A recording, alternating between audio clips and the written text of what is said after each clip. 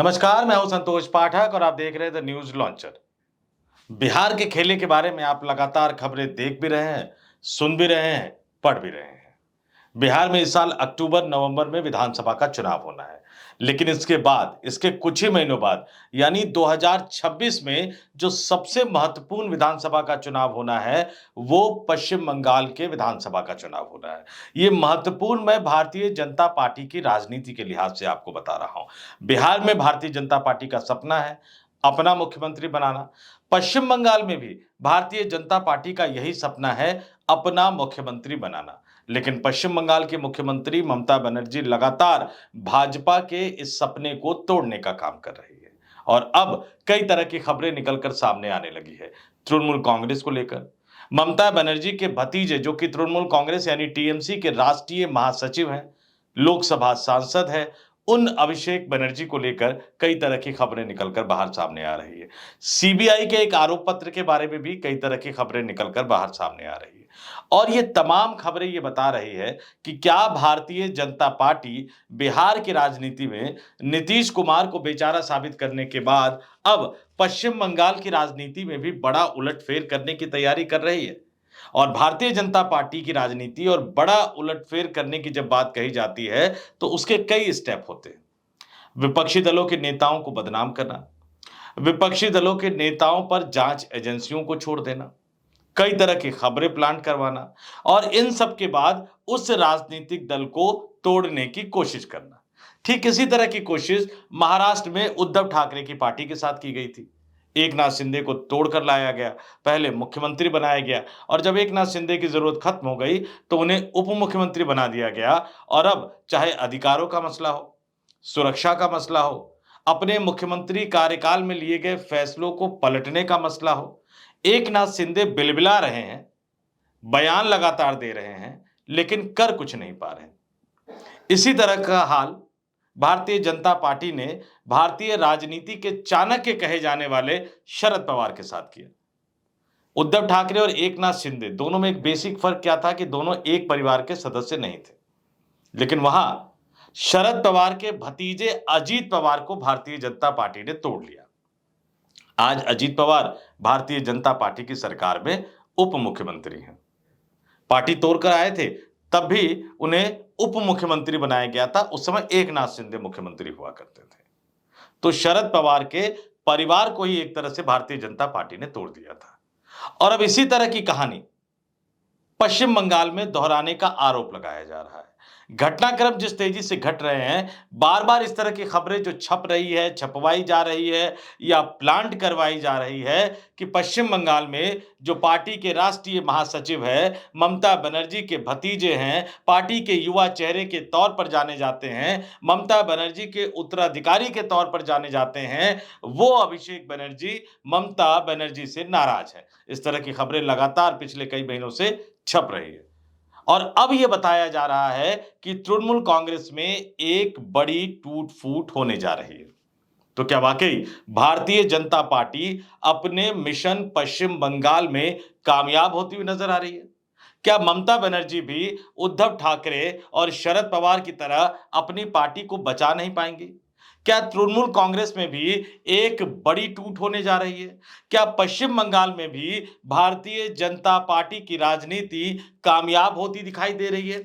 इन तमाम सवालों के जवाब लेकर मैं आपके सामने आया हूं। एक एक चीजें मैं आपको बताऊंगा, यह भी बताऊंगा कि कैसे अभिषेक बनर्जी को ममता बनर्जी से अलग करने का षड्यंत्र रचा जा रहा है और यह भी बताऊंगा कि अभिषेक बनर्जी ने क्या ऐसा बयान दे दिया जिसको लेकर पश्चिम बंगाल की राजनीति में हंगामा मच गया और फिर यह सवाल उठ रहा है कि क्या वाकई अभिषेक बनर्जी की नाराजगी इस हद तक चली गई है कि वो ममता बनर्जी की पार्टी को तोड़कर एक नई पार्टी बनाएंगे या भारतीय जनता पार्टी में आ जाएंगे। ये तमाम चीजों को जानने के लिए हमें कुछ साल पहले चलना पड़ेगा। 2021 का पश्चिम बंगाल का विधानसभा चुनाव। 2021 के पश्चिम बंगाल के विधानसभा चुनाव में भारतीय जनता पार्टी के दो बड़े दिग्गज नेताओं प्रधानमंत्री नरेंद्र मोदी और अमित शाह, इन दोनों ने जोर शोर से दावा किया था। क्या दावा किया था? कि पश्चिम बंगाल में भारतीय जनता पार्टी की सरकार पूर्ण बहुमत के साथ बनने जा रही है। लेकिन हुआ इसका ठीक उल्टा। हालांकि भाजपा जो नतीजे लेकर आई उसने सबको हैरान कर दिया। किसी को उम्मीद नहीं थी कि भारतीय जनता पार्टी इतनी बड़ी जीत पश्चिम बंगाल में हासिल कर सकती है। वो सरकार तो नहीं बना पाई, ममता बनर्जी बहुत प्रचंड बहुमत के साथ फिर से पश्चिम बंगाल की मुख्यमंत्री बनी, लेकिन भारतीय जनता पार्टी के जीते हुए सीटों के आंकड़ों ने तमाम राजनीतिक विश्लेषकों को हैरान कर दिया कि इतनी सीटें भाजपा के पास कैसे आ गई।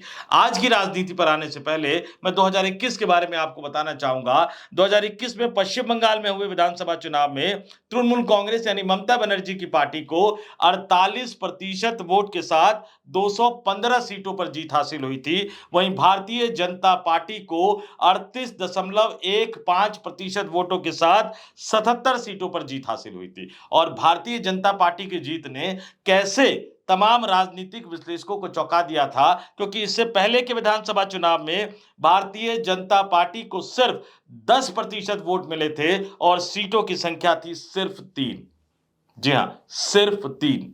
लेकिन 2021 के विधानसभा चुनाव में भारतीय जनता पार्टी ने इतने पुरजोर तरीके से, कहते हैं ना, साम दाम दंड भेद, इन सब का इस्तेमाल किया। पश्चिम बंगाल के मुख्यमंत्री ममता बनर्जी की पार्टी के कई कद्दावर नेताओं को तोड़ा गया और इन तमाम नेताओं को तोड़ने के बाद भारतीय जनता पार्टी का सीटों का आंकड़ा 3 से बढ़कर सीधे 77 पहुंच गया। और अब भारतीय जनता पार्टी जो बड़ी जीत 2021 में नहीं हासिल कर पाई थी, 2026 में उस जीत का खाका तैयार किया जा रहा है। पूरी कोशिश की जा रही है कि टीएमसी में मतभेद की खबरों को स्थापित कर दिया जाए, यानी ममता बनर्जी बनाम अभिषेक बनर्जी, ये जो लड़ाई है इस खबर को स्थापित कर दिया जाए ताकि तृणमूल कांग्रेस में दो गुट बनते हुए नजर आए। इस तरह की खबरें छपती रहती है कि बुजुर्ग नेताओं का एक गुट है जो अभिषेक बनर्जी के रवैये से नाराज है और वो ममता बनर्जी के साथ खड़ा है, तो वहीं युवा नेताओं का एक गुट है जो ममता बनर्जी के रवैये से नाराज है और वो अभिषेक बनर्जी के साथ खड़ा है। और जब इस तरह की खबरें निकलकर सामने आती है तो फिर वही कहा जाता है कि क्या वाकई भारतीय जनता पार्टी मिशन पश्चिम बंगाल को कामयाब बनाने के लिए इस हद तक जा रही है कि तृणमूल कांग्रेस को तोड़ दिया जाए, भतीजे अभिषेक बनर्जी को ममता बनर्जी से अलग कर दिया जाए। इससे पहले भी ममता बनर्जी की पार्टी से कई दिग्गज नेताओं ने टीएमसी का साथ छोड़कर भारतीय जनता पार्टी में शामिल हुए थे। चाहे हम मुकुल रॉय की बात कर ले, चाहे हम शुभेंदु अधिकारी की बात कर ले, कई तमाम नेता, कई सांसद तो ऐसे हैं जिनका आना जाना लगा ही रहा। टीएमसी से बीजेपी में आए, बीजेपी से भी टीएमसी में चले गए, कई ऐसे नेताओं का आना जाना लगा रहा।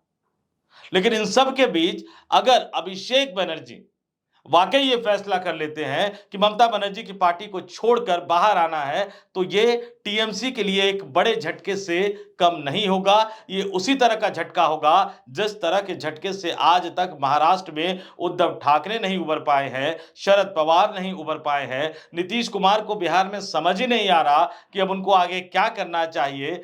कई अन्य सहयोगियों की भी इसी तरह की हालत हो रखी है। तो ऐसे में अब ममता बनर्जी को यह सोचना होगा कि किस तरह से वो अपनी पार्टी को बचाए। ये सवाल उठा, पार्टी के कैडर के अंदर भी ये सवाल उठा, पार्टी के अंदर भी अभिषेक बनर्जी पर दबाव बढ़ रहा था कि आखिर इन खबरों के पीछे की सच्चाई क्या है, इन खबरों के पीछे चल क्या रहा है, क्या वाकई अभिषेक बनर्जी पार्टी तोड़ने जा रहे हैं। फिर अभिषेक बनर्जी का एक बयान सामने आता है और वो बयान ऐसा होता है जो इन तमाम, कहते हैं ना, ऑपरेशन लोटस कह लीजिए, ऑपरेशन पश्चिम बंगाल कह लीजिए, operation TMC, operation Mamata Banerjee कह लीजिए, नाम चाहे जो दे दीजिए, लेकिन अभिषेक बनर्जी के बयान ने दूध का दूध और पानी का पानी कर दिया। अभिषेक बनर्जी के बयान ने यह बता दिया कि मिशन लोटस नाम का अभियान पश्चिम बंगाल में चल रहा है, बनर्जी परिवार को तोड़ने की कोशिश की जा रही है, तृणमूल कांग्रेस को बांटने की कोशिश की जा रही है और इस पूरी कोशिश में इस बात की कोशिश ज्यादा की जा रही है कि टीएमसी के बड़े नेता नहीं, इस बार ममता बनर्जी के भतीजे अभिषेक बनर्जी को ही पार्टी तोड़ने पर मजबूर कर दिया जाए। कई तरह की जांच चल रही है, कुछ जांच में उनका नाम सामने आया, इस तरह की खबरें भी निकलकर सामने आ रही है और ये तमाम चीजें मैं आपको एक एक करके अभी बता रहा हूं। दोस्तों, सबसे पहले मैं आपको ये बता रहा हूं कि कैसे सीबीआई की जांच में, आरोप पत्र में अभिषेक बनर्जी का नाम आने की खबरें जो हैं वो तैर रही है मीडिया में। तैर रही है या तैराई जा रही है, फैल रही है या फैलाई जा रही है? ये प्रभासाक्षी.com की एक खबर है और इस खबर में आप नीचे आएँगे कि यहाँ पे क्या कहा गया है कि पश्चिम बंगाल में बुधवार को राजनीतिक गलियारों में उस समय हलचल मच गई जब ये बात सामने आई कि केंद्रीय अन्वेषण ब्यूरो यानी सीबीआई ने स्कूल में नौकरी घोटाला मामले में दाखिल तीसरे पूरक आरोप पत्र में किसी अभिषेक बनर्जी का नाम लिया है। किसी अभिषेक बनर्जी का नाम लिया है। अभिषेक बनर्जी तृणमूल कांग्रेस के राष्ट्रीय महासचिव ममता बनर्जी के भतीजे, लेकिन यहां कौन से अभिषेक बनर्जी का नाम लिया गया है वो अभी तक स्पष्ट नहीं है। आगे क्या लिखा गया है? एजेंसी ने आरोप पत्र में 2017 में रिकॉर्ड एक बातचीत की ऑडियो फाइल का हवाला दिया और किसी अभिषेक बनर्जी का नाम लिया जिन्होंने अवैध नियुक्तियों के लिए 15 करोड़ रुपए मांगे थे। एजेंसी ने आरोप पत्र में अभिषेक बनर्जी की पहचान स्पष्ट नहीं की है। हालांकि यह नाम मुख्यमंत्री ममता बनर्जी के भतीजे और तृणमूल कांग्रेस के राष्ट्रीय महासचिव के नाम से मिलता है। अतीत में यानी इससे पहले विपक्ष ने उनके खिलाफ घोटाले में शामिल होने का बार-बार आरोप लगाया है। तृणमूल कांग्रेस के सांसद पहले ही कई बार केंद्रीय जांच एजेंसियों ईडी और सीबीआई के सामने पेश हो चुके हैं कई अन्य मामलों में। बाद में सांसद के वकील संजय बसु ने एक प्रेस बयान जारी किया और विशेष सीबीआई अदालत के समक्ष पेश आरोप पत्र को भ्रामक और निराधार बताया तथा इसे उनके मुवक्किल को परेशान करने के उद्देश्य से फंसाने का प्रयास बताया। और जैसा कि मैं बता चुका हूं कि ईडी और सीबीआई कई मामलों की जो जांच कर रही है उसमें अभिषेक बनर्जी से लगातार पूछताछ हो रही है। अभिषेक बनर्जी कई बार पेश हो चुके हैं, वो इस खबर में बताया गया है। और अब सबसे महत्वपूर्ण पहलू पर आता हूं। सबसे महत्वपूर्ण पहलू, क्या वाकई अभिषेक बनर्जी तृणमूल कांग्रेस को तोड़ने जा रहे हैं? क्या वाकई अभिषेक बनर्जी ममता बनर्जी को धोखा देने जा रहे हैं? क्या वाकई तृणमूल कांग्रेस यानी टीएमसी पार्टी टूटने जा रही है? इन तमाम बातों का खुलासा अभिषेक बनर्जी ने खुद कर दिया। और किसमें किया उन्होंने?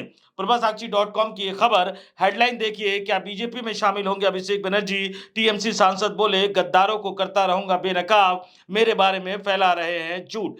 नीचे खबर बता रखा है, तृणमूल कांग्रेस की बैठक में अभिषेक बनर्जी ने खुद को लेकर चल रहे अफवाह पर अपनी चुप्पी तोड़ दी है, यानी सच बता दिया। उन्होंने कहा कि जो लोग कह रहे हैं कि मैं भाजपा में शामिल हो रहा हूं वे झूठ फैला रहे हैं। मैं तृणमूल कांग्रेस में गद्दारों को बेनकाब करता रहूंगा जैसा कि मैंने विधानसभा चुनाव के दौरान किया था। उन्होंने साफ तौर पर कहा कि मैं तृणमूल कांग्रेस का निष्ठावान सिपाही हूं।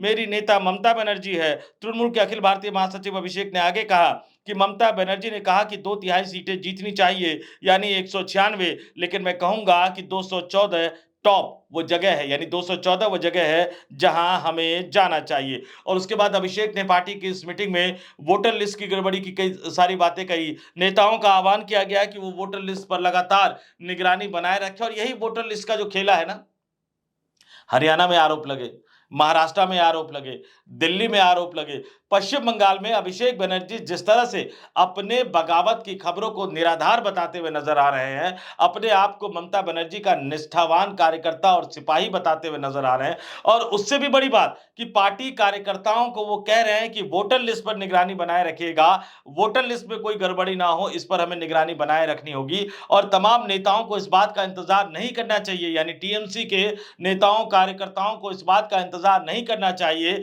कि उन्हें कोई कार्य सौंपा जाएगा, उन्हें कोई आदेश देंगे। सीधे सीधे अभिषेक बनर्जी की ये तेवर बता रहे हैं कि कोशिश तो हुई है, कोशिश तो हो रही है, टीएमसी को तोड़ने की कोशिश हो रही है, अभिषेक बनर्जी को भड़काने की कोशिश हो रही है। लेकिन फिलहाल अभिषेक बनर्जी ने अपनी तरफ से साफ कर दिया है कि वो पश्चिम बंगाल में महाराष्ट्र की तरह, बिहार की तरह भारतीय जनता पार्टी के ऑपरेशन लोटस को फिलहाल कामयाब नहीं होने देने जा रहे हैं। लेकिन पश्चिम बंगाल के विधानसभा चुनाव में अभी समय है। 2026 में मार्च और अप्रैल में पश्चिम बंगाल में विधानसभा चुनाव होना है। इससे पहले इस बार अक्टूबर नवंबर में जो बिहार का विधानसभा चुनाव होना है, उनके नतीजे भी काफी कुछ आपको बताएंगे कि क्या पश्चिम बंगाल में भी बड़ा खेला हो सकता है। लेकिन फिलहाल अभिषेक बनर्जी ने इन तमाम खबरों को अफवाह बताते हुए उस पर विराम लगा दिया। पार्टी के उन नेताओं को जो गद्दारी करने की सोच रहे हैं उनके बारे में तीखा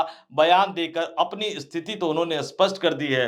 लेकिन भारतीय जनता पार्टी इतनी जल्दी भला हार कहां मानती है? अभी तो पूरा लंबा समय बचा हुआ है, 1 साल से ज्यादा का समय बचा हुआ है। इसलिए तय मानिए कि बिहार के बाद अब भारतीय जनता पार्टी की अगली नजरें, अगली निगाहें पश्चिम बंगाल पर टिकी हुई है। प्रधानमंत्री नरेंद्र नरेंद्र मोदी और अमित शाह, जैसा कि मैंने कहा कि 2021 में जिस सपने को पूरा नहीं कर पाए थे, यानी पश्चिम बंगाल में भारतीय जनता पार्टी का मुख्यमंत्री बनाना, इस बार हर कीमत पर भारतीय जनता पार्टी ऐसा करने की कोशिश करेगी। पता नहीं ममता बनर्जी भारतीय जनता पार्टी की इस कोशिश से अपनी पार्टी को बचा पाने में कितनी कामयाब हो पाती है या नहीं। लेकिन विधानसभा चुनाव के बाद सरकार किसकी बनेगी, ये तो पश्चिम बंगाल के मतदाता ही तय करेंगे। इस वीडियो में इतना ही। मुझे यानी संतोष पाठक को दीजिए इजाजत। नमस्कार।